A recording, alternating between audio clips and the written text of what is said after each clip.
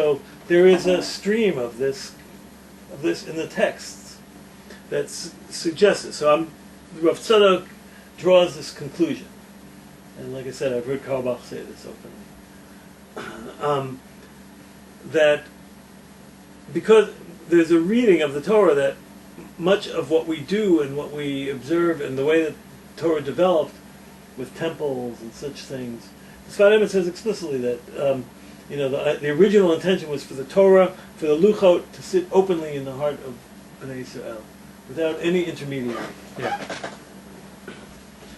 But after sin, it was clear that we weren't ready for that. Yeah. We being the men. But the women could dance on Yom Kippur. We have to mourn and cry. But they had an understanding that was beyond that. And that's why, look, I'm not even, it's not me being metaphysical here. The Gemara itself makes this connection. It talks about the women dancing, and we'll look at it in a minute if we have time, because it's kind of cool. Yeah. But the immediate line that follows that, so it says here, you can see it, you can look here in this old English here, but it describes what did the women say, what did they sing, and it goes through a whole thing. The pretty ones would say, look at my beauty. The ones with good families would say, look at my family, because a wife is for kids. The rich ones would say, look, we got money, and the poor ones or the unattractive ones would say, we should be grateful. Marry us l'shem shamayim. For the sake of heaven. For the sake of heaven. This is the funniest line in all of the Gemara. Ubevachita truni b'zehuvin. As long as you give us gold. The women say that? Marry us as long as you give us gold? Dress us up, yeah. You can. It's specifically listed to the ones of the unattractive and poor ones. Anyway. And then the very next line, making this connection that I'm getting all into the perfected worlds and the perfected world of women's theology and the Torah, etc. What's the very next line? Amar Rav Chaba, Amar Ula, Amar Rabbi Elazar, Atira Kadosh Baruch Hu Lasot Machol Tzadikim B'Gan Eden. So we talked about the dancing that the girls do on Yom Kippur, and the parallel is that in Gan Eden, in the next world, in the perfected world, God will make that same dance for the tzaddikim.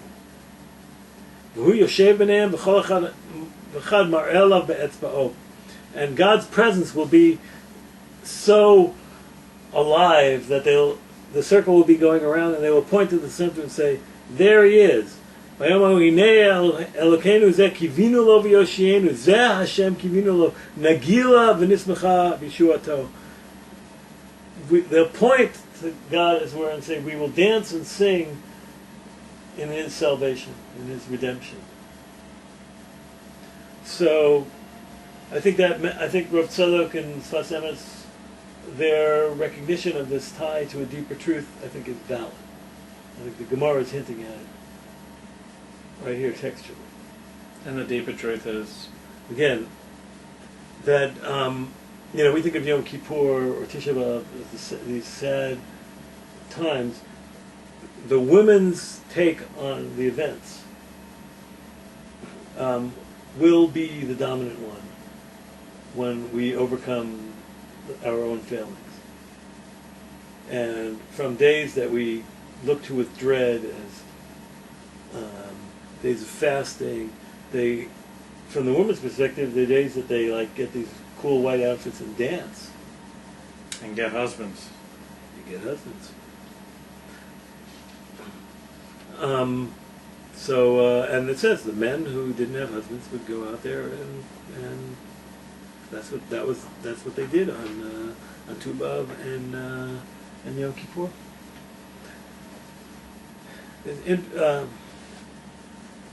It's kind of cool. I mean, I think that alone is a lot there. I think it's a very deep thing. This is back with the Sfat Emet now? Yeah, but I wrote Rav Tzadok here. Mm-hmm. I just didn't feel like bringing a lot of carrying books over. Swarm. I like to write my Swarm. it's very handy to you can remember things. My Rav Moshe Tzuriel in Israel taught me that. So they actually, Rav Tzadok takes those four arguments that the women sing about. Mm-hmm. So it said beauty, family, wealth, and then the ugly ones, essentially. And he builds that into the Sefirot in a paradoxical manner. It's always in the Hasidic thing, everything's the opposite of what it first looks like. They think Yofi would be the best one, so he calls that the lowest. Yofi meaning beauty. That's the lowest level. The next highest one is the family, yichus, the family. That's divided. It all ties into like these spiritual things. So Malchut is considered hayafa banashim. So Yofi is attributed to the lowest of the sefirot, the one of prayer, the one where one enters into the spiritual world. The next, on our level, is called banim. Is referred to, parallels children. So that's Tiferet, which is the next world. And then Bina is the wealth, because wealth and understanding are linked in many texts. And then the highest level, maybe that, everything works. Remember I told you before that to really get to the highest level, you have to be at the lowest level? Mm-hmm. Same idea. So those who have achieved nothing, or achieved that level of nothingness, who don't look at themselves in the mirror, who don't look at their family, who think only in terms of Shem Shamayim and spiritual thing, that's the highest level.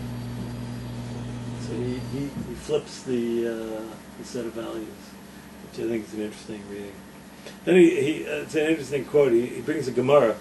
So it says that when they say that so why do they say give us gold at the end? Why will you dress us up with wealth? So he quotes the Gemara in Nedarim that says that Jewish girls are really beautiful, but because of the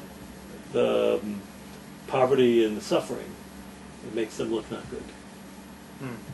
So again, if they were reached true enlightenment, they just got implants, went to a spa. Yes, they'd be great. They'd be beautiful. But but again, he's the spiritual world. So I think this is kind of a very it's a nice bit of feminist teaching in the texts themselves, not on the basis of any. And I think the other thing, what I write about in the essay, because my shiurim are always trying to be this like link between postmodern thought, and so it's like how do you constitute gender, right? What does that mean? So here, obviously, the women's spirituality is described very clearly in an alternate fashion than we're used to thinking. So sex is a biological difference between men and women. Gender sees the difference as a social construct. Right. And then we add a spiritual element of it, in which, contrary to what we believe, and I would only, without getting too polemical and having people get into fistfights, a lot of the way that women's roles were determined in the medieval period is largely accidental. So one of the most interesting lines, everybody always says, Nashim datan kalot, women are lightheaded, and that's why they're not good for anything. Right? Which is a line that commonly used as though it were a Jewish concept.